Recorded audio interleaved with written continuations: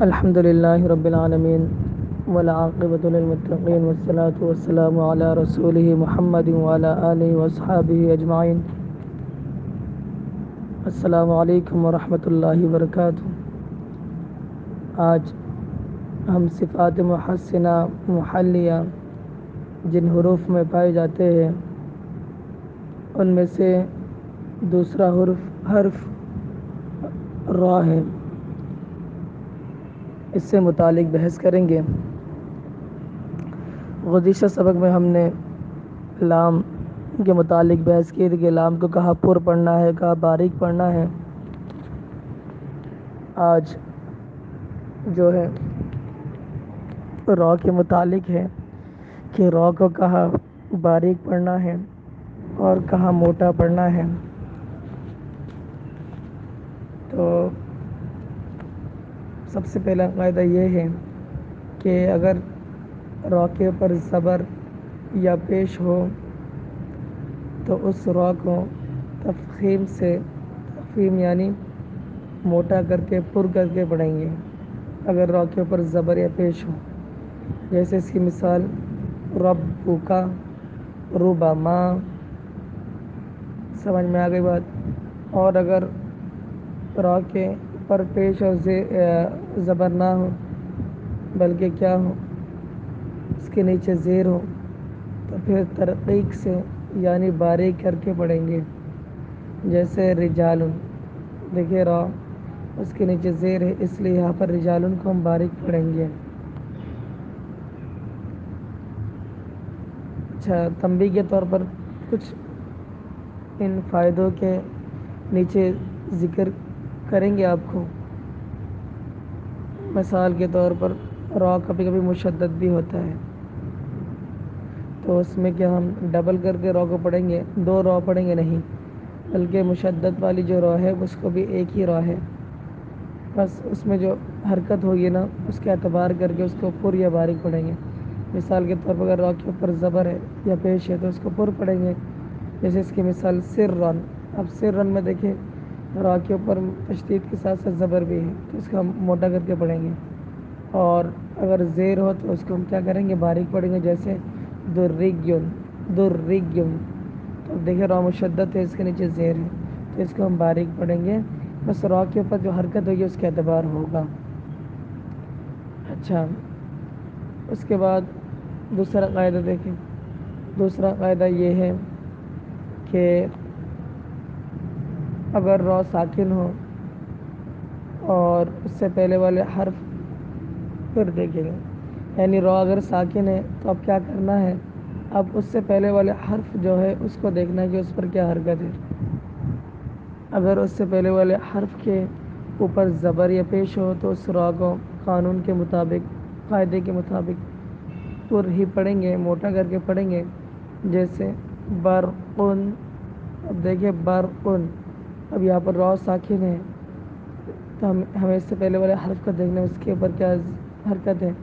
تو اس سے پہلے با تھا تو با کے اوپر زبر ہے تو اس کو ہم پر پڑھیں گے. اسی طرح یرزقون, یہاں پہ دیکھیں را ہے اس سے پہلے یا اس کے اوپر پیش ہے تو اس کو بھی پر پڑھیں گے. اور اگر زیر ہو را ساکن سے پہلے تو اس کو ہم باریک پڑھیں گے. جیسے انذرہم. اب دیکھیے یہاں پر را ساکن ہے انذر اور اس سے پہلے دال کے نیچے زیر ہے تو انذر کو ہم کیا کریں گے, باریک پڑھیں گے.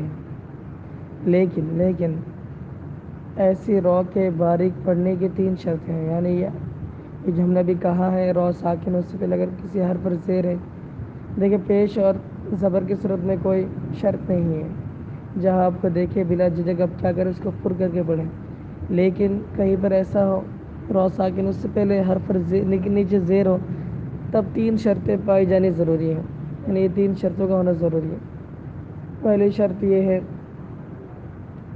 کہ وہ جو را کے نیچے زیر ہونا وہ اصلی ہو, عارضی نہ ہو. دیکھیں را آپ نے پچھلی کتاب میں پڑھا ہے کچھ جو حرکت جو ہوتی ہے وہ عارضی ہوتی ہے, کچھ کیا ہوتی ہے اصلی ہوتی ہے. اصلی یعنی جو ہمیشہ رہتی ہے, برقرار رہتی ہے, اور عارضی یعنی کسی ضرورت کے پیش نظر اس کو دے دیا جاتا ہے. مثال کے طور پر کبھی کبھی ایسا ہوتا ہے کہ لفظ کے شروع میں کوئی حرکت نہیں ہوتی تو تو اس سکون ابتدا بالسکون چونکہ محال ہے، یعنی ایسا نہیں ہو سکتا کہ کوئی حرف بغیر کسی حرکت کے ہو ساکن ہو، تو اس عذر کے پیش نظر اس کو کسرہ والی حرکت دے دی جاتی ہے۔ تو یہ جو حرکت دی جاتی ہے نا، یہ عارضی کہلاتی ہے۔ تو پہلی شرط تو یہ ہے کہ اگر را ساکن ہو، اس سے پہلے کوئی حرف کے نیچے زیر ہو تو دیکھیں گے وہ زیر اصلی ہے یا عارضی ہے۔ اگر اصلی ہے تو کوئی مسئلہ نہیں، اگر عارضی ہے تو پھر موٹا نہیں پڑھیں گے، باریک نہیں پڑھیں گے، بلکہ اس کو پر پڑھیں گے، یعنی موٹا کر کے پڑھیں گے۔ جیسے اس کی مثال آپ دیکھیں ارجعو، اب دیکھیں ارجعو میں جو ہے را کے نیچے سے پہلے جو حمزہ ہے اس کے نیچے زیر آیا، اس کو عارضی طور پر دے دیا گیا تھا تاکہ ابتدا بالسکون جو محال وہ لازم نہ ہو۔ سمجھ میں آ رہی ہے بات؟ یہ آپ کو ایسے معلوم نہیں ہوگا جب تک کہ آپ عربی قواعد نہیں پڑھیں گے۔ عربی کے قواعد ہے کہ جب ابتدا میں کوئی سکون ہو تو اس کو جو حرکت دی جاتی ہے وہ کسرہ والی حرکت دی جاتی ہے، یعنی زیر دی جاتی ہے۔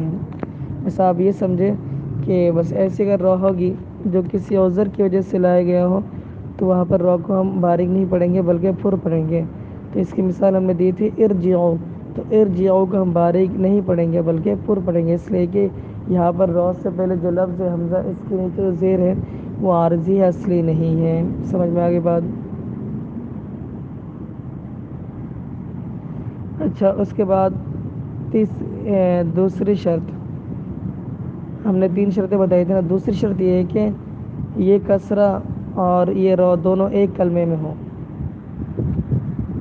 یہ یاد رکھیں، یہ قاعدہ نمبر 2 چل رہا ہے، اور اس میں ہم نے بولا تھا کہ را ساکن ہوگا، تو را ساکن ہونے کی صورت میں اس سے پہلے والے حرف کو دیکھیں، اس کے بعد زبر یا پیش ہوگا تو اس کو تو بلا جھجک ہم کیا کریں گے، موٹا کر کے پڑھیں گے۔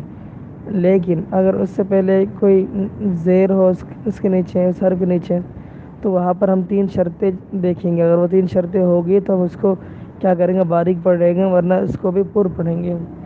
ابھی ایک شرط ہمارے سامنے گزری ہے کہ وہ کسرہ جو ہے اصلی ہو، عارضی نہ ہو۔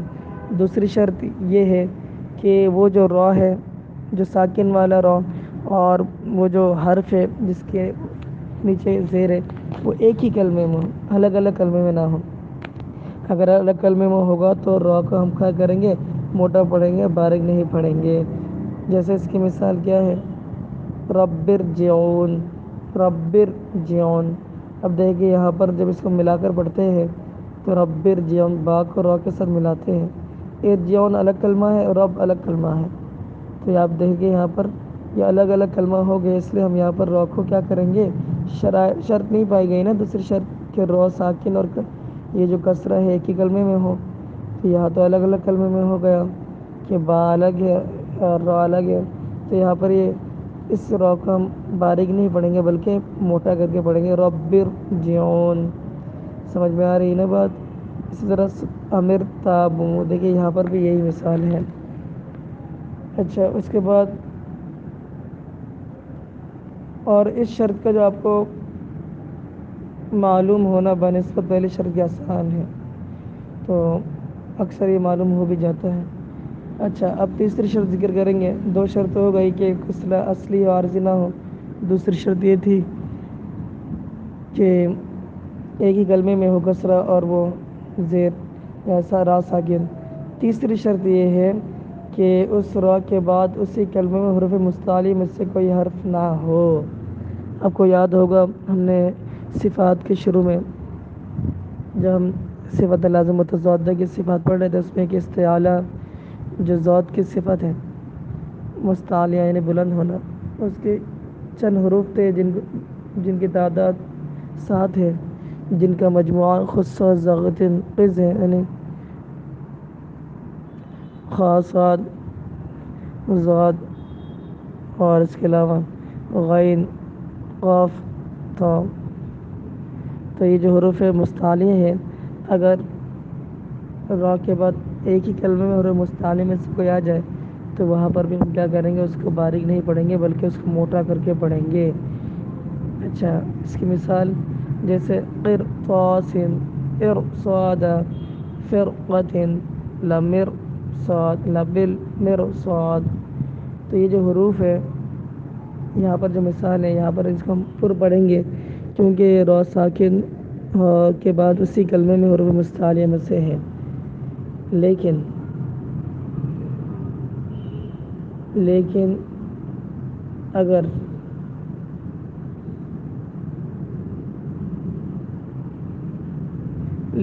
ایک لفظ کل فرقۃ ایک لفظ ہے، اس کے بارے میں بعض قاریوں کی رائے یہ ہے اس کو ہم نرمی کے ساتھ پڑھیں گے، اور بعض قاری کہتے ہیں دونوں طرح سے پڑھنا ٹھیک ہے، یعنی آپ باریک بھی پڑھ سکتے ہیں، موٹا بھی اس کو پڑھ سکتے ہیں، کوئی مسئلہ نہیں ہے، کیونکہ باریک تو اس وجہ سے یا موٹا تو اس وجہ سے کہ اس میں کیا ہے حروف مستعلیہ ہے، لیکن بعض کہتے ہیں کہ یہاں پر اس کو ہم کیا کریں گے، باریک ہی پڑھیں گے۔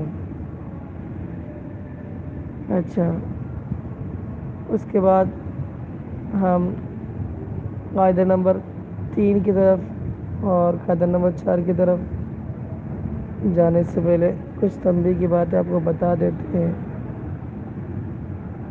تاکہ آپ کو یاد رہے کہ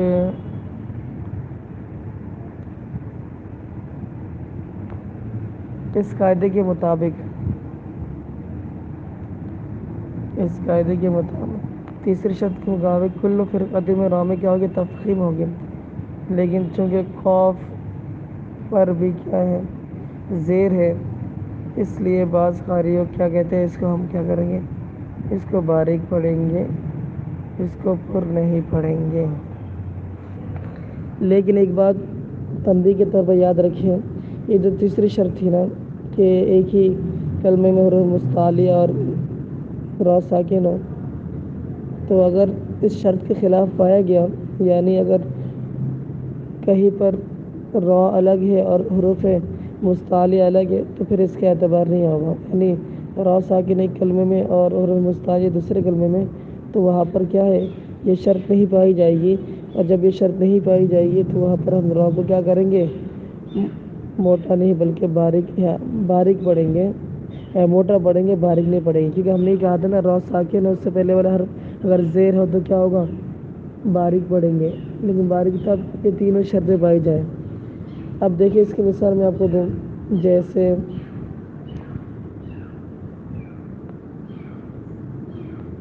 انذر قومک، اسی طرح فاصبر صبرا۔ اب دیکھیں انذر قومک، اس میں آپ اگرچہ حروف مستعلیہ ہے را کے بعد، لیکن دوسرے کلمے میں انذر الگ کلمہ ہے، قومک الگ کلمہ ہے، تو اس کے اعتبار کر کے ہم اس کو موٹا نہیں پڑھیں گے بلکہ باریک ہی پڑھیں گے، انذر قومک۔ اسی طرح فاصبر صبرا میں دیکھیں یہی مثال ہے، تو ان دونوں را کو ہم کیا کریں گے، باریک ہی پڑھیں گے۔ قاعدہ نمبر 3،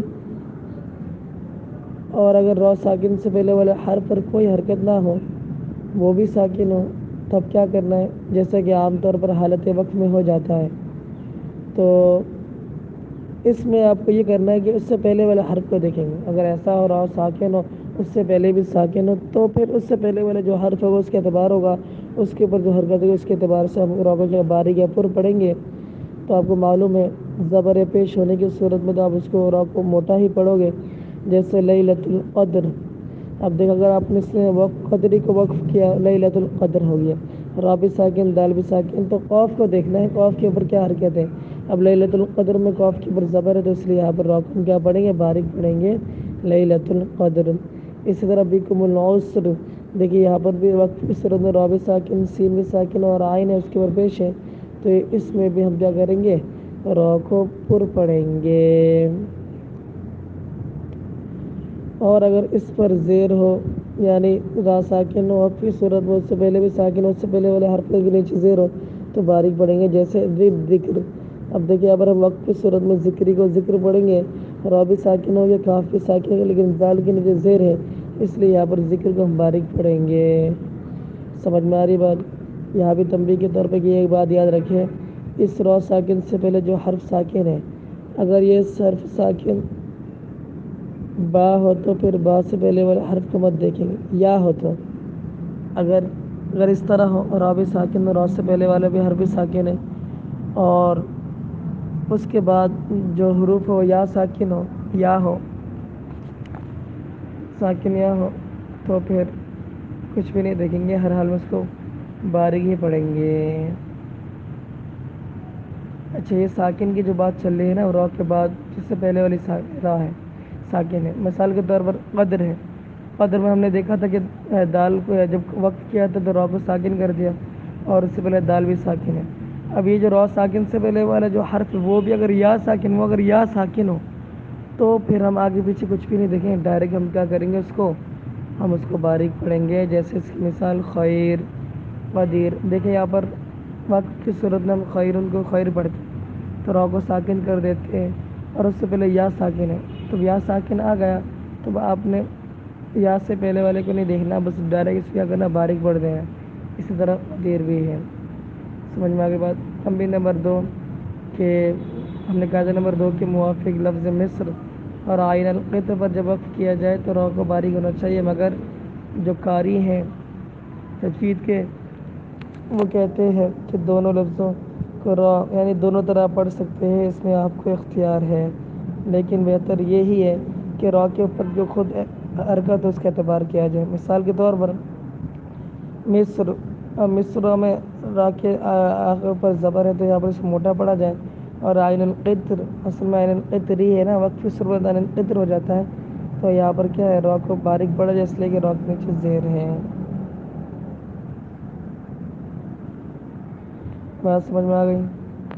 اب انشاءاللہ ہم چوتھا قاعدہ پڑھیں گے۔ چوتھا قاعدہ کیا ہے؟ چوتھا قاعدہ یہ ہے کہ را کے بعد ایک جگہ امالہ بھی ہے۔ امالہ آپ نے قرآن میں دیکھا ہوگا، بسم اللہ مجرہا مرساہا، تو امالہ کا مطلب یہ ہے کہ الف کو جو ہے یا کو الف کی طرف مائل کرنا ہوتا ہے اور اس کو قطری کی طرح پڑھنا ہوتا ہے، بسم اللہ مجرہا۔ تو اب اس سے مطابق اس را کو کس طرح پڑھیں گے؟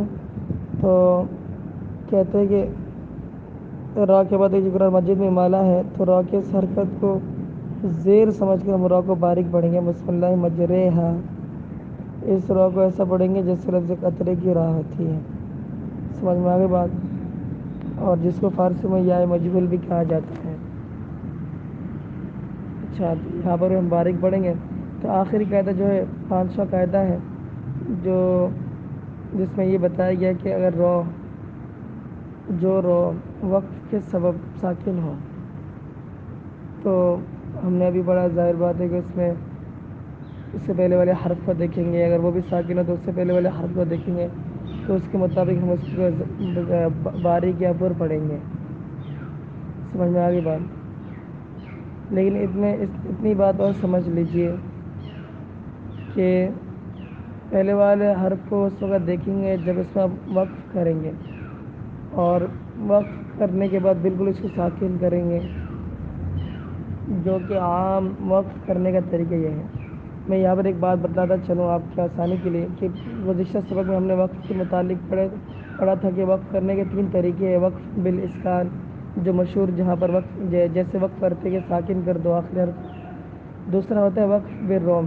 روم میں کیا ہوتا ہے، یہ صرف زیر اور پیش میں ہوتا ہے، اس میں یہ ہوتا ہے کہ آپ بالکل ساکن نہیں ہوتا، اس میں تھوڑی سی آواز باقی رہتی ہے، پتہ چلتا ہے کہ یہاں پر آخری حرف کیا تھا۔ اور اشمام جو ہے پیش میں ہوتا ہے، اس میں آپ نے کیا کرنا ہوتا ہے، گول کرنا ہوتا ہے ہونٹوں کو۔ تو یہ 3 طریقہ تھا وقف کرنے کا۔ تو یہاں پر یہ کہہ رہے ہیں اگر وقف را پر جو وقف ہو بالکل جو عام طریقہ وقف بالاسکان ہے تو اس کا طریقہ تو یہی ہے کہ اس سے پہلے والے حرف ہم دیکھیں گے۔ سمجھ میں آ گئی؟ لیکن اس کے علاوہ اگر روم کے ساتھ وقف کیا جائے یا کیا اشمام کے ساتھ وقف کیا جائے تو اس صورت میں اس کا اعتبار نہیں ہوگا، اس میں یہ ہوگا کہ روم کرنے کی صورت میں اس کے آخر میں جو حرف ہوگا اس کے مطابق ہم پڑھیں گے۔ سمجھ میں آگے بات؟ وہ پہلے والے حرف کو نہیں دیکھیں گے بلکہ خود اس را پر جو حرکت ہوگی اس کے موافق ہم باریک پڑھیں گے یا پر پڑھیں گے۔ جیسے اس کی مثال دیکھ لو، والفجر۔ اب دیکھیں فجر آخر میں را کے نیچے زیر ہے، اور اس کو روم کے ساتھ وقف کرے والفجر، دیکھیں را کی آواز تھوڑی باقی ہے، زیر کی آواز، تو یہاں پر اس کو ہم باریک ہی پڑھیں گے۔ اور منتصر یہ ایک مثال ہے. اس کے آخر میں را کے اوپر دو پیش ہے. تو یہاں پر اگر روم یا شام کے ساتھ وقف کریں تو یہاں پر کیا کریں، ہم را کو موٹا کریں گے، اس لیے کہ را کے اوپر کیا ہے، پیش ہے. تو الحمدللہ آج ہم را کے متعلق بحث سے فارغ ہو چکے ہیں. انشاءاللہ کل کے سبق میں ہم جو صفات محسنہ کے تیسرا حرف جو تھا جہاں پر وہ صادر ہوتا ہے وہ میم ساکن اور میم مشدد ہے، اس کے قاعدوں کو انشاءاللہ کل ہم تفصیل سے پڑھیں گے. تب تک کے لیے اس سبق کو خوب مشق کریں اور اس کو یاد کریں. اللہ تعالیٰ آپ کا حامی ناصر ہو. السلام علیکم ورحمۃ اللہ وبرکاتہ.